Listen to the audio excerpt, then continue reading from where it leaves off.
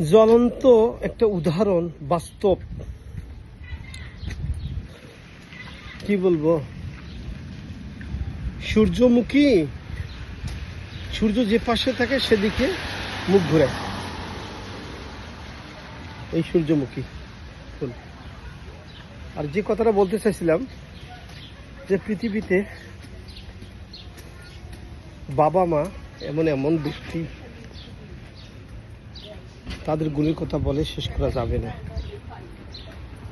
যেমন একটি প্রমাণ দেখায় যে ঝড় বৃষ্টি রোদের মধ্যে, যেমন এই ছাতা, ছাতা একটা মাথার ছায়া, ছাতা ঝড় বৃষ্টি রোদ থেকে রক্ষা করে মানুষকে।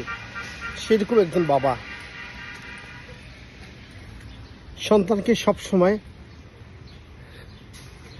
বট গাছের মতো ছায়া দেয়, যত বিপদ আপদ থেকে উদ্ধার করেন বাবা।